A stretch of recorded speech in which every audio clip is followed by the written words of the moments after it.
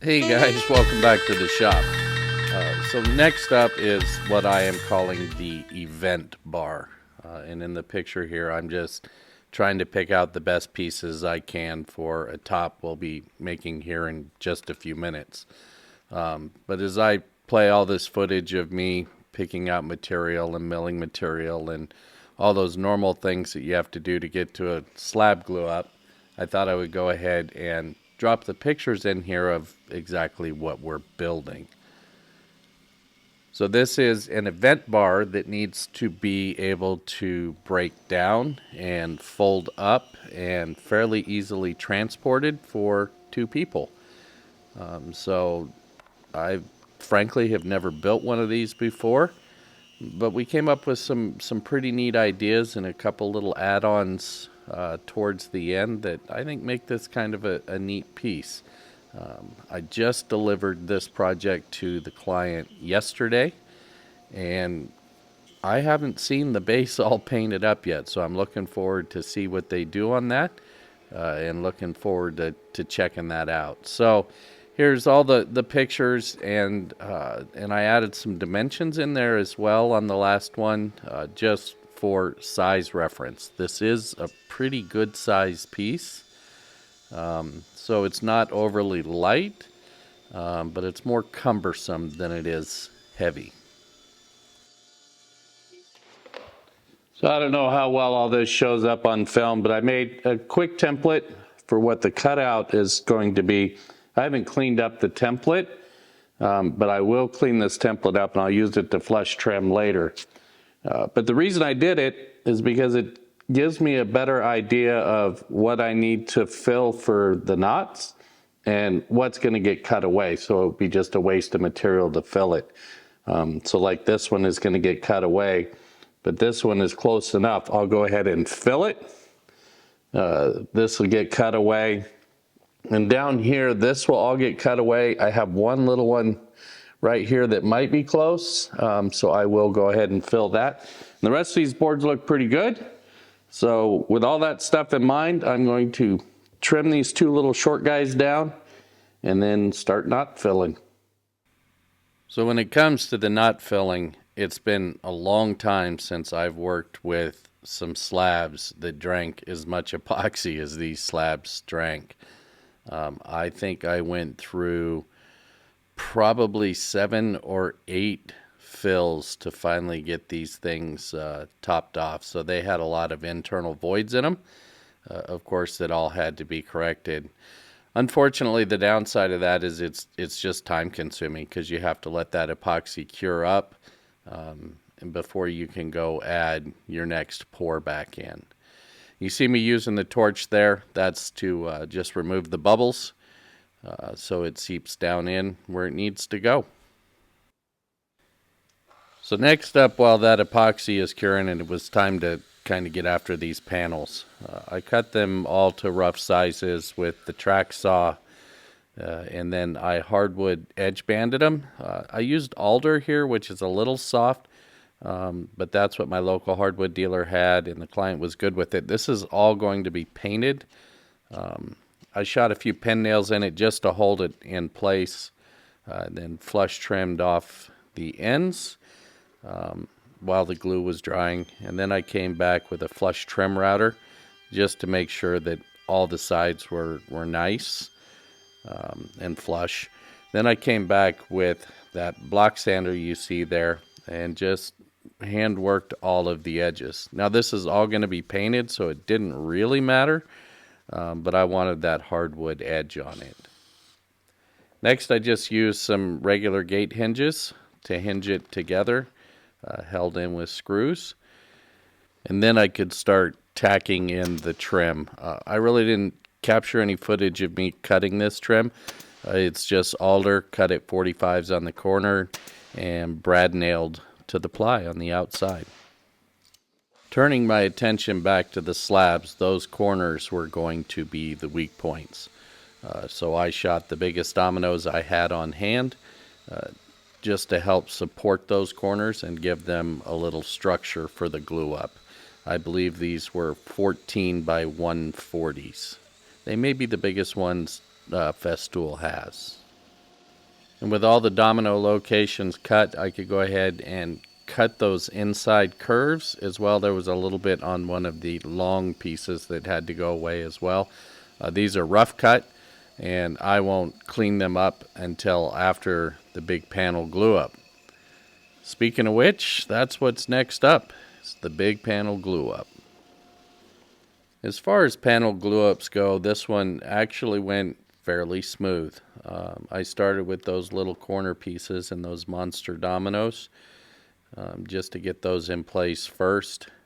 Then I came back and added the glue to the other piece that goes on the other side of this and did that glue up. I should mention that I used 8x40 dominoes just for alignment in all of those. I didn't need it for strength. I just wanted it for alignment to cut down on the amount of sanding that I was going to need to do when I was done. Of course, then once we get it all put together and we go clamp it up, I put a lot of clamps on this, but I wanted to make sure that it was clamped up well.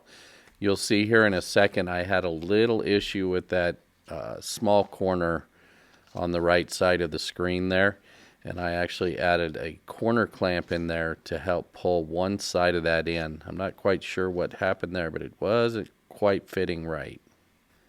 And there you can see it was a nice squeeze out. Everything came together nicely. I think that'll be a nice slab. So the top bar has a faux live edge that I created. I'm power carving here with, I believe that's a Holy Galahad disc. And it does a really nice job, and I'm just trying to make it as random as possible with the carver, and then I will come back and sand just to smooth it out, and I'll explain the rest of the process here in just a minute. But this sure is a really messy process. I went through a couple of batteries in the process too. I'm sanding here with 120 grit, both for the random look as well as to make sure that there aren't any sharp edges. This will be the client side of the bar, so I want to make sure that there's no sharp edges out there, and the faux live edge looks like a bit of a random pattern. Next, I mixed up some trans-tint dye, just a few drops in some alcohol, and added a little bit of random color to that faux live edge. Then I came back and I darkened it up with, I believe I added a little bit of black to this dark walnut trans-tint dye, and then went over it again until it looked kind of the way that I thought it should look. This is all purely artistic and by eye. Once all that had dried, I came back with 120 grit just to hand sand all of that, kind of blend in the colors, make sure there weren't spots that had too much color in them. This is just, it's an important step to make sure that all those colors really blend together nicely.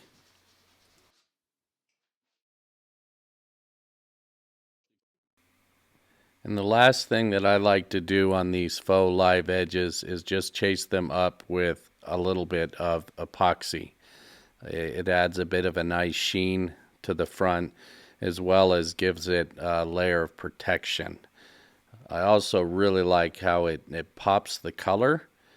It makes it stand out a little bit more than it would have if I'd have just used the regular finish on this front. It takes a while, and you have to come back and sand off the edges and stuff, but I really think it pays off in the end if you're trying to make these faux live edges. So I completely forgot to record me routing the inlay of this Montana state flag. It's just slab stitcher. It's an easy process to use. And they really wanted this in the front of their slab. So I went ahead and installed that for them. That one is in cherry, although you can get them in any species I think you want. So with the shelf supports installed in some threaded inserts, I went ahead and used the domino on the medium setting to locate just a couple of dominoes to help hold that shelf in place. We didn't need to lock it down. It's the server side, but I didn't want it to slide off either. And the corresponding mortise was placed into the bottom side of the shelf as well, again on the medium setting. For the top, I used Festool's Quick Connect system. I think it's the LR32. It's really a simple system to use, and it does a super nice job. This will ensure that the top can't be lifted off without removing those set screws and unlocking the top. So if they have an unruly customer, they can't tip their bar over. The last thing I did before taking the top and the shelf to finish was to go ahead and drill the recess for my logo. This was placed in a location that the client asked it to be placed in. I was actually going to put it on the lower shelf where it was a little bit more inconspicuous. And of course, the last thing to do is to apply some finish. This is Rubio Monocoat Pure. It really has become my go-to finish, especially on the darker woods like walnut. It even made that cherry pop really nice. Now I did pour this one on and scrape it out with a scraper there, but I still came back and hand rubbed everything with the white Scotch-Brite pad. I just think it works into the pores better when it's buffed in like that. Then I came back and wiped back the excess and just made sure I didn't miss anything. And then mixed up a little epoxy and installed my logo. And this literally went out the door about 6 hours later. So huge shout out to Brandon and Alicia for a super fun project. The name of their business is The Bearded Bear, Montana, and I hope you guys go check them out and send a little business their way. They're really, truly great people.